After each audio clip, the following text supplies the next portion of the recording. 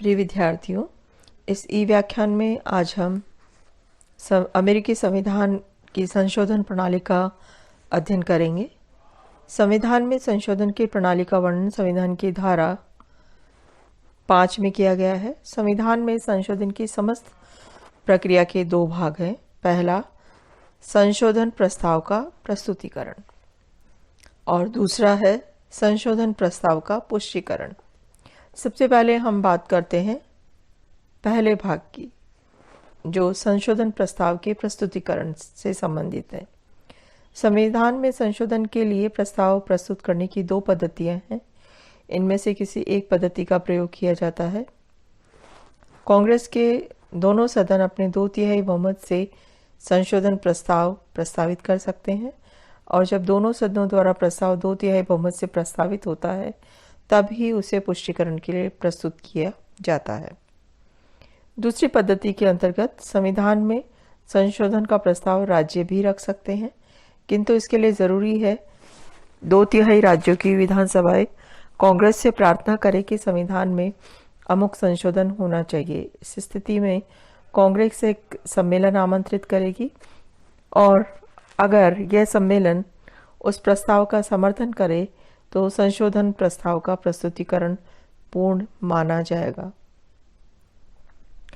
संशोधन प्रस्ताव के प्रस्तुतिकरण की प्रथम पद्धति सरल है, अतः व्यवहार में सदैव उसी का प्रयोग किया गया है, और केवल 21वें संशोधन के संबंध में प्रस्तुतिकरण की दूसरी पद्धति को अपनाया गया है। संशोधन की प्रक्रिया का जो दूसरा पक्ष है, संशोधन प्रस्ताव का पुष्टिकरण, अब हम उसकी बात करते हैं। संशोधन प्रस्ताव के पुष्टिकरण की भी दो पद्धतियां हैं। इनमें से किसी एक पद्धति का प्रयोग किया जाता है। पहली पद्धति के अंतर्गत कुल राज्यों में से 3/4 राज्यों की विधानसभाएं संशोधन के प्रस्ताव का पुष्टिकरण कर सकती है, और दूसरी पद्धति में संशोधन प्रस्ताव के पुष्टिकरण के लिए राज्यों में सम्मेलन आमंत्रित किए जाते हैं। संशोधन प्रस्ताव के पुष्टिकरण के लिए जरूरी है कि 3/4 राज्यों के सम्मेलन उसे स्वीकार करें। संशोधन प्रणाली के संदर्भ में कांग्रेस ये बताती है कि पुष्टिकरण के लिए कौन सी पद्धति अपनाई जाए। संशोधन प्रस्ताव के पुष्टिकरण की पहली पद्धति सरल है, अतः व्यवहार में सदैव उसका ही प्रयोग किया जाता है, और केवल 21वें संशोधन के संबंध में ही पुष्टिकरण की दूसरी पद्धति का प्रयोग किया गया है। तो संविधान में संशोधन के संदर्भ में ये दो प्रमुख पद्धतियां हैं। अमेरिका के संविधान की संशोधन प्रणाली की कुछ विशेषताओं की अब हम बात करते हैं। सबसे पहली विशेषता है कि संविधान में संशोधन के लिए राष्ट्रपति की स्वीकृति की जरूरत नहीं है। दूसरी विशेषता है कि संविधान ने संशोधन प्रस्ताव के पुष्टिकरण के लिए कोई निश्चित अवधि निर्धारित नहीं की है, किंतु कांग्रेस चाहे तो इस प्रकार की अवधि निर्धारित कर सकती है। उदाहरण के लिए कांग्रेस ने 18वें, 20वें और 21वें संशोधन प्रस्ताव के पुष्टिकरण के लिए 7 वर्ष की अवधि निर्धारित की थी। तीसरी विशेषता यह है कि संविधान में ऐसा कोई संशोधन नहीं किया जा सकता जिसके द्वारा किसी राज्य को उसकी अनुमति के बगैर ही सीनेट में प्रतिनिधित्व से वंचित कर दिया जाए। अर्थात किसी संशोधन द्वारा राज्यों को सीनेट में उनके समान प्रतिनिधित्व से वंचित नहीं किया जा सकता है।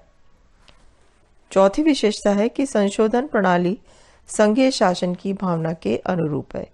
ये राज्यों को संशोधन प्रस्ताव प्रस्तुत करने का अधिकार देती है। इसके अलावा संशोधन प्रस्ताव के पुष्टिकरण के लिए राज्यों की सहमति जरूरी है, अर्थात उनकी सहमति के बिना संविधान में संशोधन नहीं हो सकते हैं। तो अमेरिका के संविधान में संशोधन के लिए जो पद्धति निर्धारित है, उस पद्धति की कुछ विशेषताएं हैं। अब हम संशोधन पद्धति के मूल्यांकन करते हैं, और इसमें सबसे पहले हम बात करते हैं इसके आलोचनात्मक पक्षों की। सबसे पहले आलोचना इस आधार पर की जाती है कि ये प्रणाली बहुत जटिल और कठिन है। संशोधन प्रस्ताव का प्रस्तुतिकरण व पुष्टिकरण सरल नहीं है। इसका परिणाम ये हुआ है कि संशोधन आवश्यक मात्रा में नहीं हो पाए हैं और अनेक बार उचित समय पर भी नहीं हो पाए हैं। लगभग 200 साल में हजारों संशोधन प्रस्ताव विचारार्थ रखे गए हैं, किंतु उनमें से कुछ के लिए ही प्रस्तुतिकरण की प्रक्रिया पूरी हुई है और केवल 27 संशोधनों का ही पुष्टिकरण संभव हुआ है। दूसरी आलोचना इस आधार पर की जाती है कि अल्पसंख्यक वर्ग को अनुचित महत्व। संशोधन प्रस्ताव के प्रस्तुतिकरण को कोई 35 सीनेटर रोक सकते हैं और प्रस्ताव की पुष्टि को कोई 13 राज्य रोक सकते हैं। तो संशोधन प्रणाली की आलोचना इस आधार पर की गई है कि ये अल्पसंख्यक वर्ग के मत को अत्यधिक महत्व देती है। तीसरी आलोचना इस आधार पर की जाती है कि संशोधन प्रक्रिया में जनता की उपेक्षा की गई है। स्विट्जरलैंड की तरह जनता संशोधन प्रस्ताव प्रस्तुत नहीं कर सकती है और किसी संशोधन प्रस्ताव का पुष्टिकरण भी इसके द्वारा नहीं किया जाता है।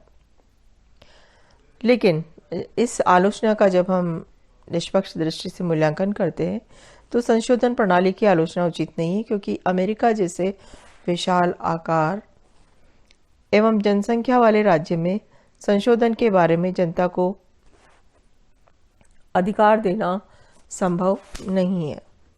चौथी आलोचना इस आधार पर की जाती है कि संशोधन संबंधी धारा दोषपूर्ण है। संशोधन संबंधी 5वीं धारा स्पष्ट है। इस धारा में कहा गया है कि संशोधन प्रस्ताव के लिए प्रस्तुतिकरण के लिए जरूरी कि इसे सदनों के 2/3 सदस्यों का समर्थन मिले।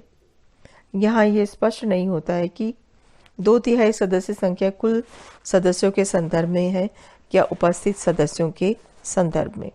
इस धारा में यह भी नहीं बताया गया है कि संशोधन प्रस्ताव का पुष्टिकरण कितने समय में हो जाना चाहिए। इसका परिणाम ये होता है कि संशोधन प्रस्ताव पर राज्य वर्षों तक अपनी राय ही नहीं देते हैं। इस प्रकार प्राय 20-25 साल तक कोई संशोधन प्रस्ताव न तो स्वीकृत ही होता है और न समाप्त ही होता है। यहाँ ये उल्लेखनीय है कि संविधान की संशोधन संबंधी धारा के इन दोषों को समाप्त कर दिया गया है। संघीय सर्वोच्च न्यायालय की व्याख्या के आधार पर यह मान लिया गया है कि सदनों के 2/3 सदस्यों का अर्थ उपस्थित सदस्यों में से 2/3 सदस्यों की राय से है। इस प्रकार व्यवहारिक आधार पर मान लिया गया है कि कांग्रेस किसी संशोधन प्रस्ताव के पुष्टिकरण के लिए समय की सीमा बांध सकती है।